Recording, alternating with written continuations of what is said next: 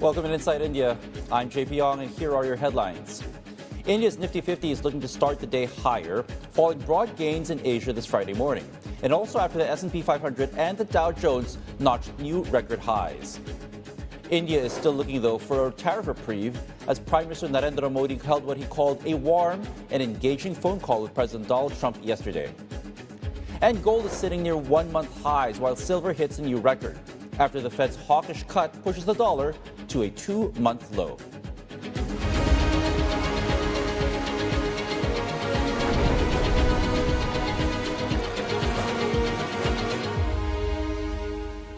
Good Friday morning. We start off the day once again looking at how Asian markets are trading on the last trading day of the week, and a good Friday indeed for most of the major equity bourses. Again, following that strong showing from Wall Street, with the Dow and the S&P 500 hitting new record highs, and we're seeing other markets today taking their cues and their positivity from that particular showing. The Nikkei 225 in Japan up by about 0.9%. We're also seeing the South Korean Kospi matching that with a similar intraday gain. Another thing that might be lending some positivity to the markets is a pledge for new fiscal support from Chinese authorities at the recent Economic Work Conference. Now, while the Hang Seng today is taking note of that, one market that strangely did not get the memo and is not taking any comfort from that is the Shanghai Composite, one of the few laggards today, although they're only down by about 0.1%. The Hang Seng now trading up to about 25,896. And U.S. President Donald Trump is clearing the way for more AI spending and investment. Just hours ago, he signed an executive order to overwrite state-level AI rules with a single national standard. The move aims to curb what the White House calls a patchwork of onerous state regulations. Major AI players, including OpenAI, Google, and Meta, have been pushing for federal oversight instead of state-by-state requirements. Trump hopes this will give the U.S. the edge in the AI race. Here's what he said at the signing ceremony. We have a big signing right now, and we have a tremendous industry where we're leading by a lot. It's the AI, artificial intelligence. I always thought it should be SI, supreme intelligence, but I guess somewhere along the line they decided on the word artificial, and that's okay with me. That's up to them. It's a massive industry. We're leading China. We're leading everybody by a tremendous amount. It's a big part of the economy. And there's only going to be, I think, one winner here. I don't know if anybody agrees with that. I think most people agree. But there's only going to be one winner here, and that's probably going to be the U.S. or China. And right now, we're winning by a lot. Meanwhile, Indian Prime Minister Narendra Modi says he held a phone call with U.S. President Donald Trump as New Delhi pushes for relief from the 50% tariffs Washington imposed on key Indian exports. Modi called the conversation warm and engaging, saying the two leaders reviewed bilateral ties and global developments. It comes as U.S. trade officials visit New Delhi for fresh talks, with Washington urging India to lower barriers and cut Russian oil purchases, and India also seeking tariff relief to boost its falling exports. India's imports of Russian crude are set to hit a 6-month high in December, about 1.85 million barrels per day, even as Washington tightens sanctions on Moscow's top oil producers. Data from Kepler shows most of the barrels are landing at Vadinar, where Rosneft-backed Nayara Energy is stockpiling more Russian crude than it can currently process. Meanwhile, Reliance is sharply cutting Russian purchases to stay aligned with U.S. and European rules. State refiners, however, are still buying heavily, signaling that discounts on Russian oil continue to outweigh geopolitical pressure for India. But Mexico is set to impose tariffs of up to 50% on select imports from several Asian countries, including India and China, starting in 2026. The move targets products like cars, auto parts, textiles, plastics, and household goods, aiming to protect domestic industries and boost local production. Mexico is India's third largest car export market, and the tariffs hit about $1 billion in exports, including shipments from major car makers like Maruti Suzuki, Hyundai, Nissan, and Volkswagen. Analysts say the tariffs also signal Mexico's effort to reduce its trade imbalance with Asia and possibly align with the United States ahead of the U.S.-Mexico-Canada trade review. The Indian markets set to come online in about 40 minutes. We'll take a first snapshot of what Gift Nifty futures are perhaps indicating, and we're seeing that Gift Nifty is showing a possible open at 26,130 points. That would put it about 230 points above Thursday's close, where they did see gains of about 0.5%. But we have to remember that the Indian markets and December has been a fairly challenging one, actually, for the Nifty 50. We're seeing the Indian rupee seeing even more challenges. It continues to slide against the US dollar, and the weakness continues for the local currency, now at 90.34 against the greenback. Trade worries are putting pressure on the rupee, which is also contributing to some of that weakness and softness for that currency, as we mentioned.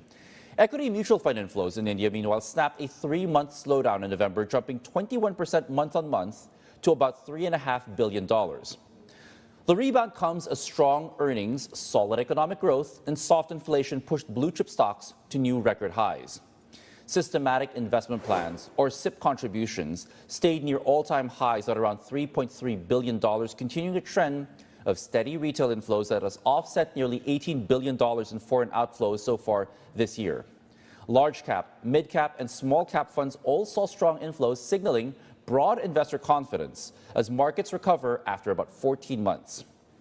We're joined now by Sunil Tirumalai, who is the Executive Director and Head of EM and Asia Equity Strategy at UBS Investment Bank. And they're taking a bit more of a somber outlook, actually, for India, because in recent times, UBS actually lowered their outlook on India to underweight. Sunil, thank you so much for joining us. And as mentioned in the setup, it seems that you're a little less rosy on the outlook for Indian equities next year. But this wasn't the case, because earlier this year, UBS was actually overweight on India. Can you talk about what's changed in the last couple of months that's resulted in this shift in the outlook, and just what is exactly driving this less optimistic outlook, if I can call it that, for local equities out in Mumbai? Good morning, JP, and good morning, everybody. So we've been actually cautious on India for a while now. We had a neutral for a brief period, earlier this year, but then, we found some of the, this is a relative call, as you would understand. We are looking at across the emerging markets universe, what are the options available for investors today, where is a bigger upside possible. And we felt that markets like China, Korea, and Taiwan provide, much more higher conviction, upside heading into 2026 compared to India. So what are the reasons? Why are we having a cautious stance on India? We've actually noticed that some of our competitors have been, warming up, seen some upgrades, etc. Firstly, you did mention in your earlier remarks about very strong economic growth. That's true if you're looking at the real GDP growth. But I think what matters for stock markets, matters for top lines for companies, for credit growth, etc., it's the nominal GDP growth. And we are actually going through one of the slowest level of nominal GDP growth in India, in the last 23, 24 years. And a lot needs to be done to really lift that up. At this level of about 8.7% nominal GDP growth, it's not too far away from what you're getting in some of the other faster growing markets in the region. Now, in that context, it's also important to keep in mind what you're actually getting from the stocks that you're buying in the index, in the Indian index. Looking at the structure of the markets, looking at the structure of the economy, you could argue while the economy still is the fastest growing, some of the most exciting parts of the economy are not yet in the index, and we're not sure when they will get into the index. What I mean is that if you go to China, you do get access to the likes of these large internet giants who are at the forefront of consumer-facing AI. A lot of that work and a lot of those businesses are with foreign firms in India. You do have a small part of the TAM that is coming up into the listed space, but a large part of what is social media, etc., is still kind of in the unlisted space because they are dominated by foreign firms. In that context, what we have noticed is that the growth levels, either on top line earnings or returns, ROICs, etc., India is actually not giving you anything superior to what the other emerging markets are giving you. In fact, over the last 18 months, we've actually seen India's ROIC slip below, or rather the rest of EM, move past what India is giving you, driven by markets like China and Taiwan. right? Okay. And in that context, the valuations are still pretty expensive. Okay, so now, since we're talking about emerging markets and we're of course comparing India compared to these emerging markets, can you help us understand what the gap is right now that's making some of these other emerging markets more lucrative vis-a-vis India, and which specifically are which market specifically in the EM basket are you looking at that as being a little bit more lucrative as compared to the Indian proposition? So if you look at our ratings, within emerging markets, of course, the large four markets which make up more than 75% of the index: China, Korea, Taiwan, and India. So we are overweight on China, we are neutral on Taiwan and Korea, and we are underweight on India. Among the other markets within EM where we are overweight, we are overweight on Brazil, Indonesia, and Malaysia. But I think the real call is China versus India, because these are the two large markets usually seen as diversifying and very different market settings. What we see in China is that there is a very clear part of the market which is an AI play. There are companies who are at the innovation cutting edge of innovation, and then they are developing their own models. They are developing their own applications. Valuations are still not expensive. They're actually, in our numbers, still below their long-term history. And the dynamic you mentioned about SIP flows and mutual fund flows a short while ago, the dynamic in China is actually moving in is reversing in a positive way. We are seeing a greater enthusiasm from the households and retail participants to move into the market. The government is supportive of that.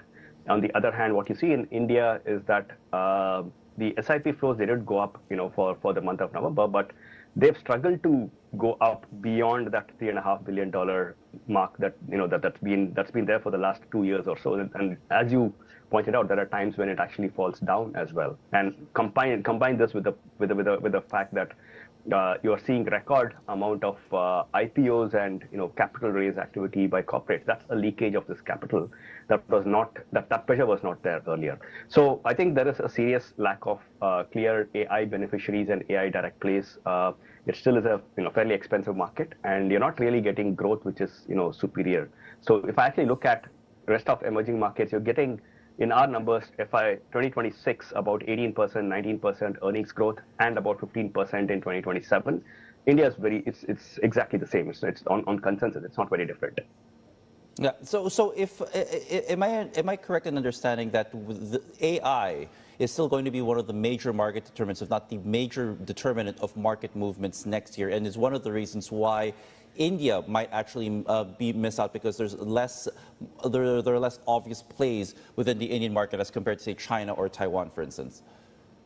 So if you actually look at the emerging markets universe, we've done this assessment. We cover at UBS more than 90% of emerging markets index. Close to 25% of the index are stocks which can be called as AI theme stocks, right? They are stocks which directly can get at least 15% of the top line as an incremental revenue over the next 3 to 5 years. That's almost non-existent in India. That 25% has basically driven more than 55% of the returns in EM this year. That's the only part of EM which has seen earnings upgrades, whereas the rest of EM has been seeing earnings downgrades. And as a house at UBS globally, we believe that this AI theme, it's still very early. It's here to stay, and those investments will continue, and there will be productivity gains sooner than later, and that will justify some of these investments as well. So in that context, yes, so AI is one of the arguments where India in our scorecard scores a bit poor.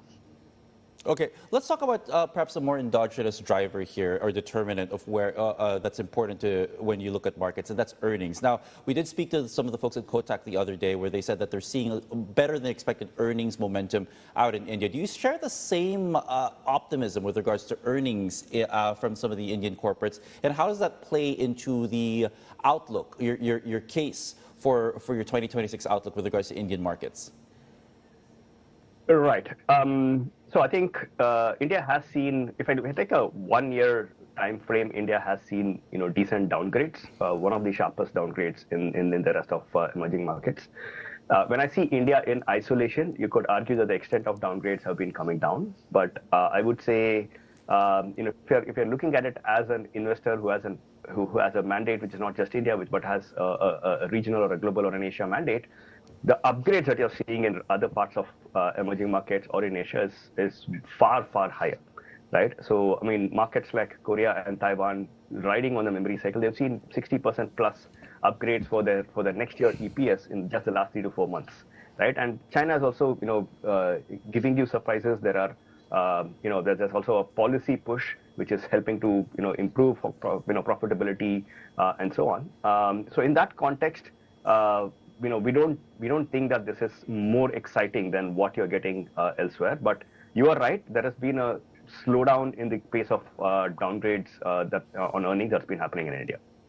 All right. So, Neil, if the outlook on India is a bit underweight, and not so much that India is in the doldrums, but because there are better opportunities to be had in other markets, does UBS perhaps have an outlook or a target for where the Nifty might actually end next year, despite the fact, given the fact that the outlook is a bit more somber from you guys?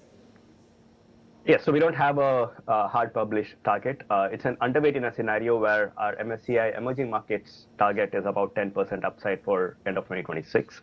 You are absolutely right. I mean, in any market situation, you will be able to find investment opportunities, and that's true for India too.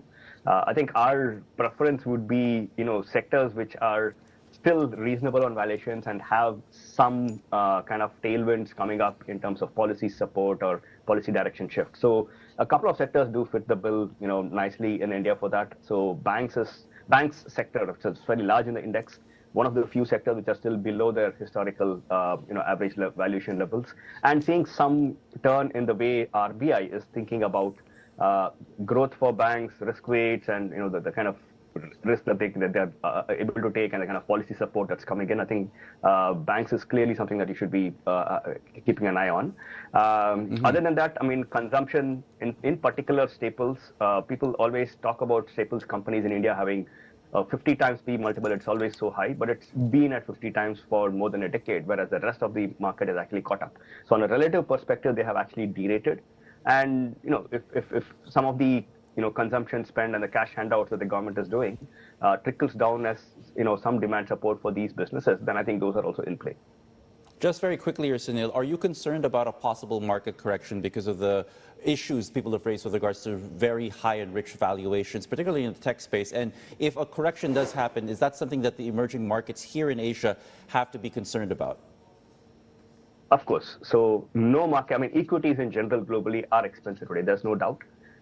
Most markets are trading in the upper half of their, 10, 12-year history. And if you take out the, liquidity-infused peaks of 2020, you're actually touching the peaks in terms of valuation. So the valuation, is kind of high, but it's not at bubble territories. So we are not of the camp that we are in a bubble and that's going to be a big crash. But if there is, if there is a lot of confidence lost on the AI theme globally, and people start running away, yes, there can be meaningful downside correction. It could be to the extent of 15-20% on a global basis. It can be meaningful in Asia too, because we are actually the more cyclical and leveraged part of exposure to the AI theme, unlike the US hyperscalers who have other businesses and other cash flows as well. But I mean, I would expect, let's say Korea, Taiwan could have a bigger correction. China will have a correction. India will also have a correction, but probably much smaller. So in such a scenario, India could end up outperforming. All right. Sunil Tirumalai, head of EM Asia Equity Strategy at UBS Investment Bank. Thank you so much for helping outline your outlook for 2026 in the Indian markets and the EM space as well. Well, Thailand is now heading for snap elections. You're seeing live pictures of the Prime Minister who just spoke to the press after he moved to dissolve Parliament yesterday. This after disagreements with the largest opposition in Parliament, the People's Party. King Maha Vajiralongkorn has now formally endorsed the decree, paving the way for an election to be held within 45 to 60 days. The Thai Prime Minister says the House dissolution will not affect its border conflict with Cambodia, with the PM also saying he's set to speak with President Donald Trump of the United States later on tonight.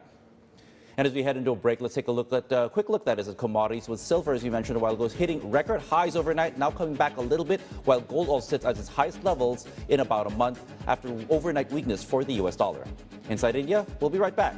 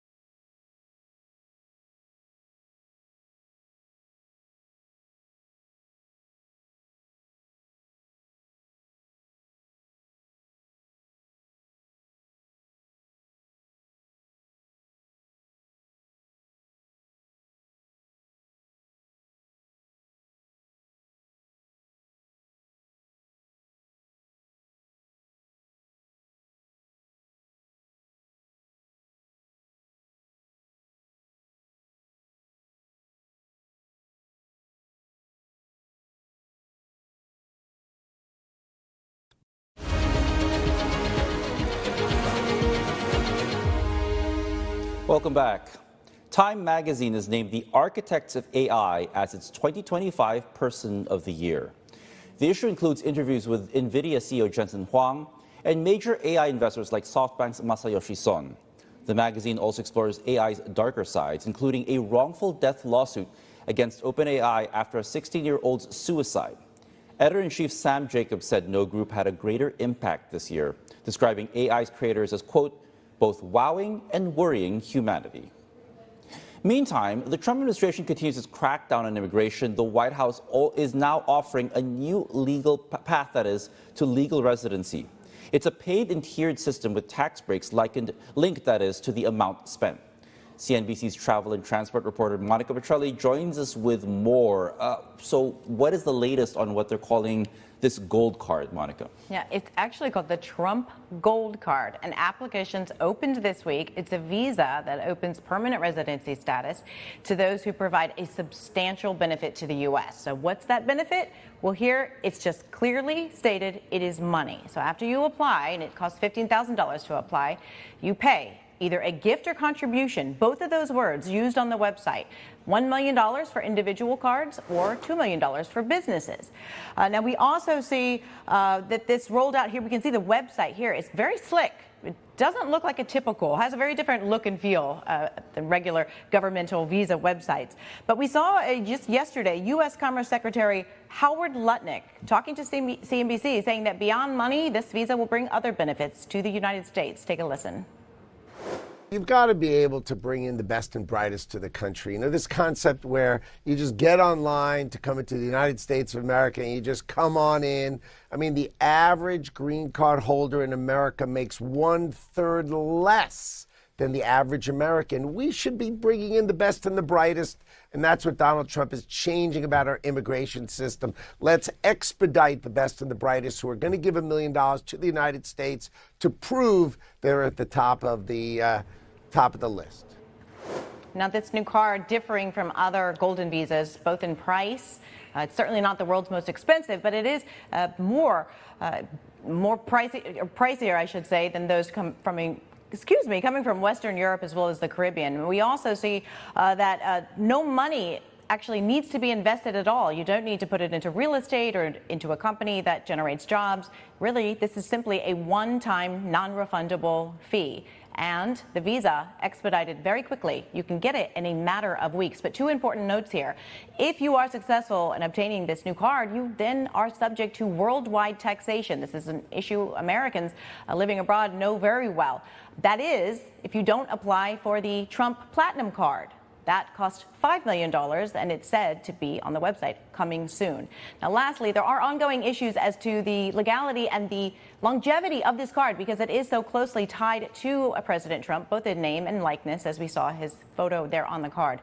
Some wondering as to how their residency status could be affected and the money that is given if, when this administration, it ultimately does come to a conclusion. Yeah, again, very hefty fees for these visas. Speaking of visas, apparently there are new rules as well where they will be vetting your social media activity from the last couple of years in order to get an American visa. This is ruffled feathers apparently in India. Can you tell us more about this, Monica? Yes, so we saw this starting earlier this year for student visas. Now, as of Monday, this will apply to H-1B applicants, and this will obviously disproportionately affect Indian applicants, which account for around 70% of those that apply here. And what we've seen is that these new social media rules, the government saying we want to have access to this, you have to make public all of your accounts. We will look into this for the last 5 years. So this is a tall order for people, one, that like privacy, but two, it's for applicants and their families. So go ahead and check what your children have been writing on their social media accounts. But also, we're seeing a lot of chaos happening in consulates inside India because interviews scheduled for next week being pushed off, presumably to give more time here to review these, to go back to look at all these social media pages. And we're seeing a lot of these interviews not just pushed off by a little bit, into March, April, and May, which is really affecting people's employment and also ability to show up for jobs that they're expecting, where employees in the U.S. are expecting them to be. Yeah, and I guess not just an issue for India, but any emerging country that needs a visa to go to the United States, whether you're a tourist or an employee there. It's just making things more onerous, it seems, but we'll see how that actually impacts some of these immigration trends and inflows back into the United States. Monica Petrelli, thank you for those latest updates with regards to the visas, whether it be a Trump Gold Card or social media rules that you'll have to abide by. Well, coming up, as we approach the end of the year, trade momentum is speeding up in India despite seeing no deal with the United States yet. We'll go into the details right after the short break. Stay tuned.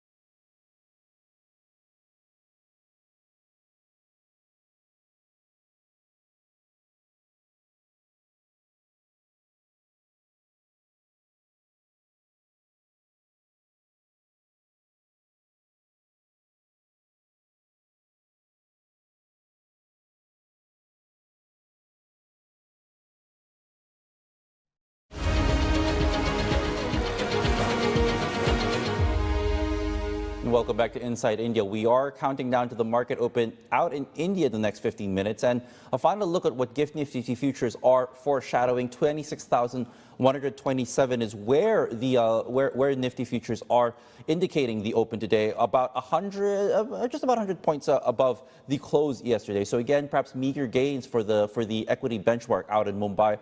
But take a look at the Indian rupee, perhaps the one to watch in the markets once again as it continues its slide against the US dollar. Yesterday was the day when the Indian rupee breached 90 to the greenback, and it continues that weakening foray at 90.44 against that US dollar.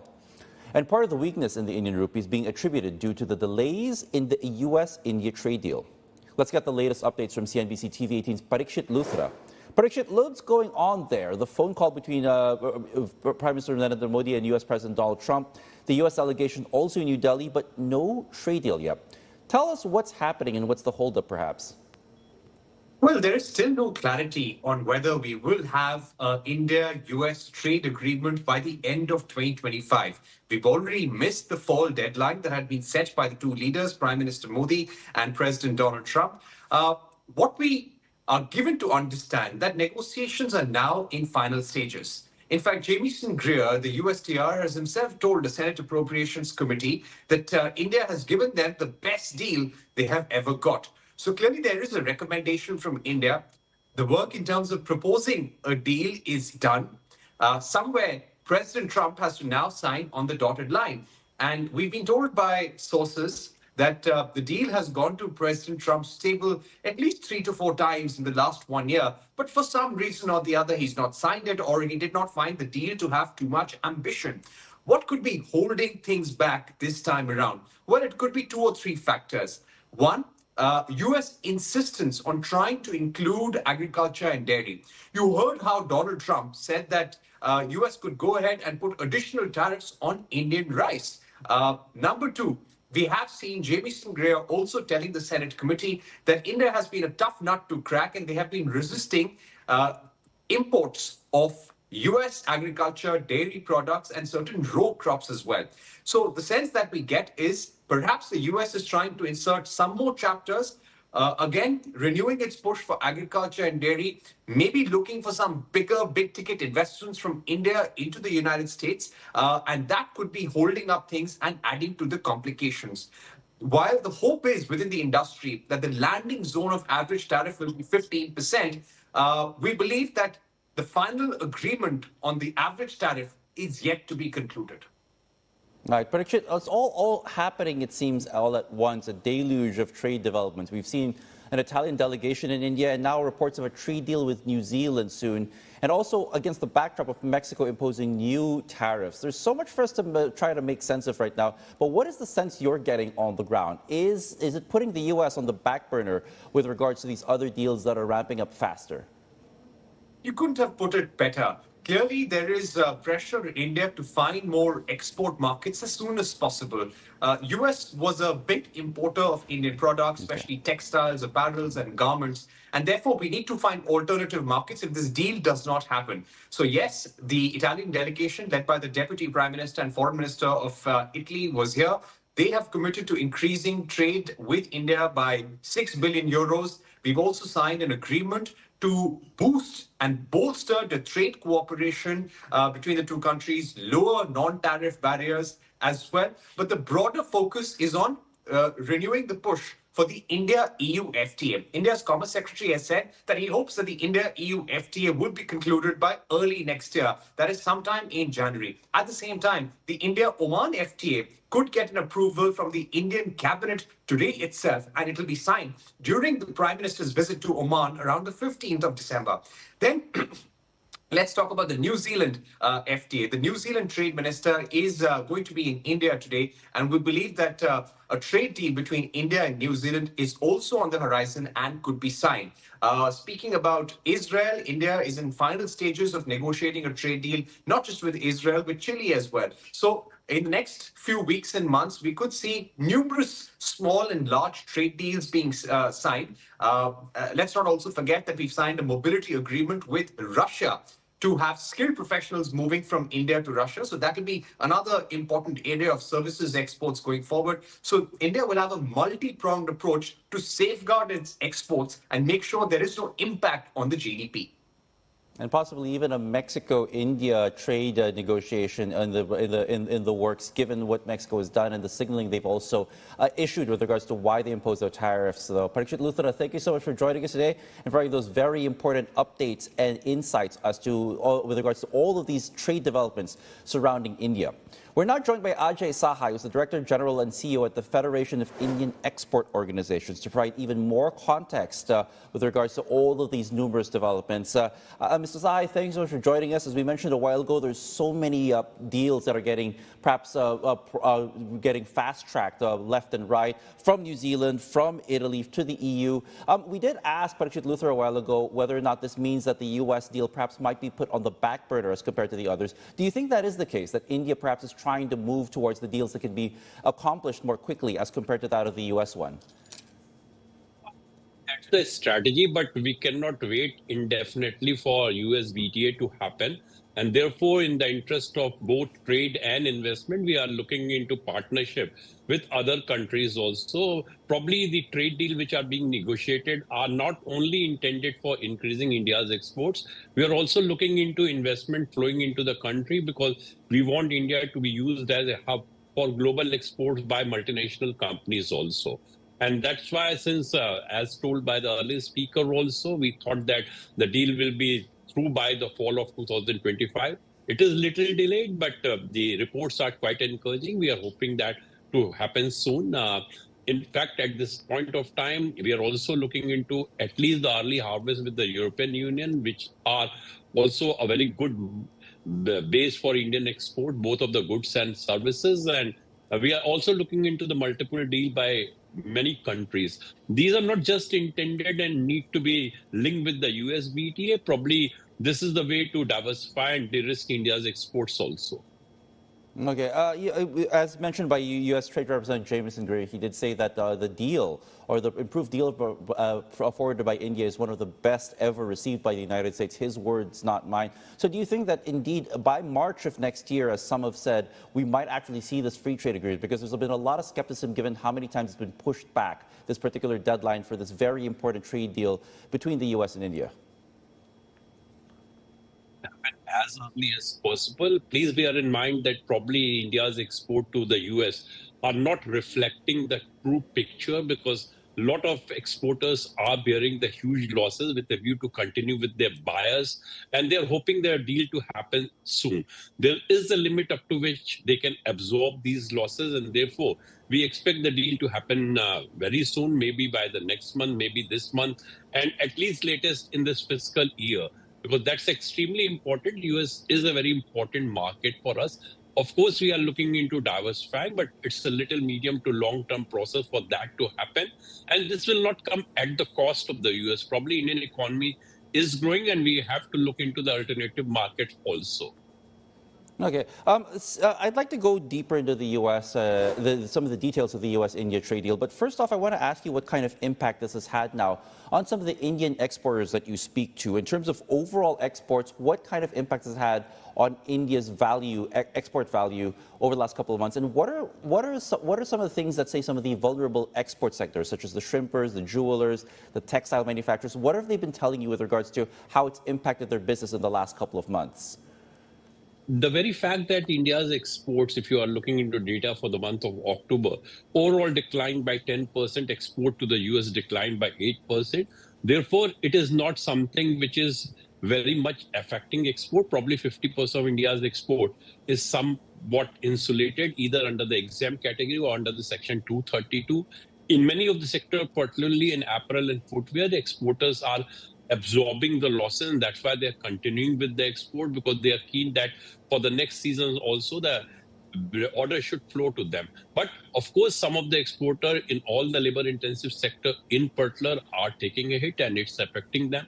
It's affecting their exports, it's affecting their production also, and these may be in the sectors such as engineering, textile, footwear, shrimps, many of the agri sectors also, though of course I don't think that in sectors like rice, where we have talked about the high tariff, has not made any dent so far, though, of course, our competitors are subject to very low tariff. The short point which I'm making is that high tariff on Indian exports is probably not impacting a lot because roughly 50% is getting not impacted, and in balanced sector, exporters are absorbing the losses. Let's talk about one of the sticking points with regards to this very important U.S.-India trade deal. And one of the red lines, if we may use an overused term, is that of agriculture, particularly with regards to the import of perhaps genetically modified crops into India. Now, we know that India has a very painful history with regards to GMOs. Again, how difficult is it going to make a deal with the United States if India stands its ground with regards to importing of some of these genetically modified crops into India? And will this perhaps be one of the biggest sticking points to getting a possible trade deal with the United States, sir? Of course, India has its concern on the GMO, but point is some kind of midway can be definitely arrived at if we can allow some of the crops which may be used for the industrial purpose. That can be one of the answer for that. We have talked about ethanol and use of some of these things into the ethanol production, and these can be directly imported by the companies who are requiring them. We have to ensure that in no way it impacts the farmers of the country. Please bear in mind that Indian farmers, by and large, they are for sustenance farming. They are not in the commercial farming. And this perspective needs to be understood in the US. Probably if we are realizing these facts, there should not be much problem in arriving at a deal. Okay. One thing that's also been mentioned as perhaps supporting Indian exports during this time is the fact that the rupee has been weakening quite significantly. But some actually say that the tariffs itself, this has done little to improve the prospect for Indian exports in the face of these U.S. tariffs. Is this something, can you shed some light as to whether or not that rupee weakness has provided a little bit of support, or if it's really done little to nothing with regards to helping exports in India improve?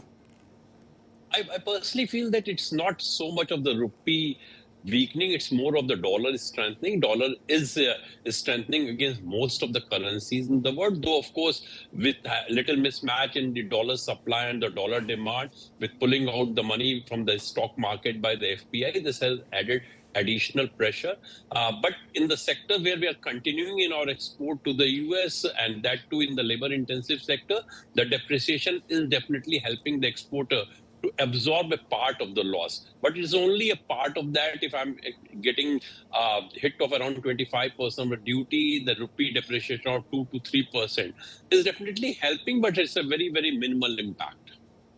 Okay. Mr. Sai, we haven't gotten to one of the more recent developments, and that is Mexico's decision in recent days to impose that 50% tariff on India. Now, we know how important the U.S. market is for Indian exporters, but can you tell us how important Mexico is for Indian exports if this tariff does come online, and what kind of impact it might have for some of these sectors, such as, say, the automotive sector and the like, that do export quite significant amount of goods to Mexico, sir? If you look, India's export to the Mexico is around $5.5 billion, so not a very significant portion of India's exports goes to the US, but probably 70% of that goes into the engineering category, dominated by automobile and auto component, where so far we have heard about a tariff of 50%. The exact notification is still not in public domain. This will come into effect from 1st of January.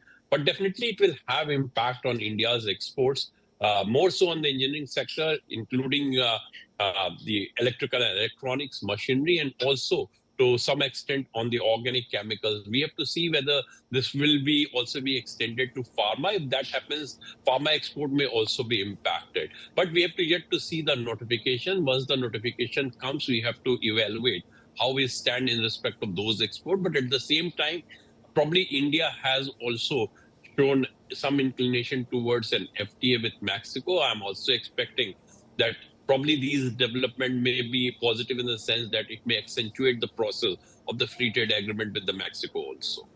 Yeah, so that's one thing that Mexico also indicated, Mr. Sahay, is that they're imposing these tariffs mainly because they don't have existing free trade agreements with the likes of China and India. In that case, how quickly might India and Mexico get to a free trade agreement, given how complicated some of these discussions have been, given the experience of India with, say, the United States or the EU in recent months? I don't subscribe to that argument. You cannot impose an additional duty on a country just because you're not having an FTA. We are all a signatory of the WTO, and therefore MFN principles should apply to India also. But beside the point, I agree that probably this will be pushing the industry also to ask for a free trade agreement quickly. Some headways has already been achieved into that, and the process can definitely be accelerated now. Yeah. Do you think that this is setting a trend now, Mr. Sahay, that we're starting to see more bilateral trade agreements being inked? And is this going to be the trend moving forward, given the impact of the recent tariffs from the United States, that we're going to see more bilateral trade agreements between nations such as India and Mexico, or say India and New Zealand, or any other nation, you name it? Is this going to be the trend right now, that we're going to see more bilateral trade agreements actually inked? I agree. It's an unfortunate development. Probably that may hit the global trade also. If we are going for bilateral agreement, that will have always limitation. Countries will be offering and upping the offer to the other partner country, and therefore you will be in that kind of mad race for all times to come. So it's an extremely sensitive development, and probably we will see the investment also flowing into, because countries will always be taking a call which is the country where, if they are putting the investment, goods can flow at a lower duty, and the entire decision will not be based on the market forces. These factors will also play a role, but we are hoping that these are one of the off situation, and the world will come forward to strengthen the multilateral institution and move with the MFN tariff only. All right, just quickly, Mr. Sahay, the other development that perhaps is a bit more encouraging right now is that India and the EU have said that they are close to the finish line with regards to that this trade deal that they've been trying to ink for quite some time. What kind of upside, if there is any, does this trade deal provide for India, given some of the headwinds that are being provided from U.S.-India trade and the like? Does this provide some relief at all, if ever? Absolutely, because our trade with the EU is almost as big as to the US, and therefore is given point of time, if we get additional market in the EU, it will help us. EU market is more tuned to Indian exporter in respect of many things. Particularly, EU is a price conscious market, and they are willing to pay a price for a good product. And India is not in the assembly line segment in many of the sectors, particularly in apparel and footwear, and therefore we tend to gain in the EU market once the free trade agreement with the EU is done. It will help the Indian labor-intensive sector in particular, who are facing the heat because of the high tariff in the US. So it's extremely timely move. Of course, we started these kinds of negotiation long back, but everything has a time, and probably the time has come for India-EU FTA to be finalized quickly. Right, but are you a little concerned, Mr. Sahay, about the increased repurchases of Russian oil by India? Because this has been raised by the U.S. on a number of occasions, that we have to impose tariffs to prevent countries like India from buying Russian oil. The fact that the repurchases of Russian oil have risen once again, do you fear that this might put you in the crosshairs once again of Washington, D.C.? I think one need to look into what was the sanction which was on the Russian oil. The sanction was that you were not supposed to buy oil above the $60 a barrel. None of the Indian companies has done it. But now new sanctions have come on the two of the principal oil supply companies of the Russia. And I'm pretty sure the Indian oil sector will be conscious of that, and they will be accordingly rejigging their supply chain. None of the company would like to go for something which can violate the sanction. They are going by the discipline of sanction. Probably US, despite Indian companies sticking to the oil prices, now found a further excuse that since you are importing the oil, this will be subject to higher tariff. That was not a reason on which the secondary tariff has been imposed on India. All right. Ajay Zahai from the Federation of Indian Export Organizations. We thank you so much for your time, sir, and helping us make a little bit more sense of the complexities surrounding India's own trade policies and the myriad of deals that they're trying to ink with partners like the U.S. and beyond. Thank you so much for the time, sir. And shifting our attention now to Beijing, which has responded to the tariffs imposed by Mexico on several Asian nations. CNBC's China reporter Elaine Yu has more on that front. Elaine, we've talked about the response that is from India with regards to the tariffs being imposed by Mexico on them. That's something that China also is facing. What are you hearing from folks out in China and Hong Kong on this?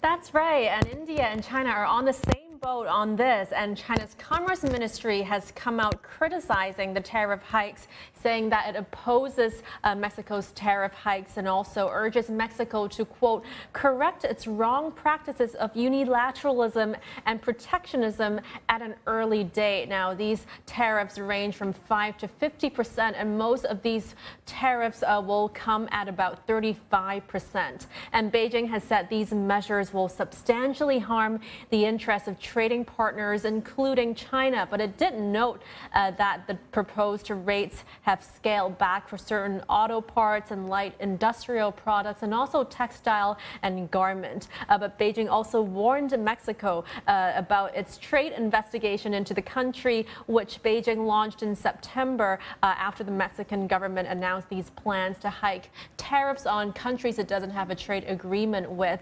And it reminds Mexico that this investigation is ongoing. And of course, the hikes from Mexico, that's ahead of the review, the U.S.-Mexico-Canada agreement.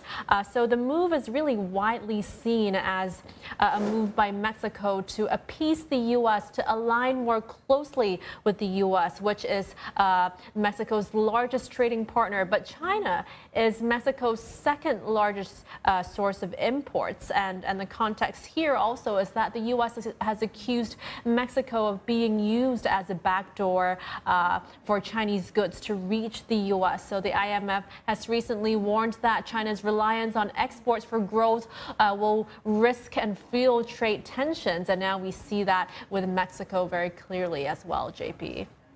China telling Mexico to correct itself, something that sounds like something like my mom would tell me when I messed up when I was a kid, but that's another story there. Elaine, thank you for joining us and with regards to the latest and China's response to the tariffs imposed by Mexico. Indian markets have joined the trading day, and we'll take a closer look at the open in Mumbai after just a short break. Back in 2.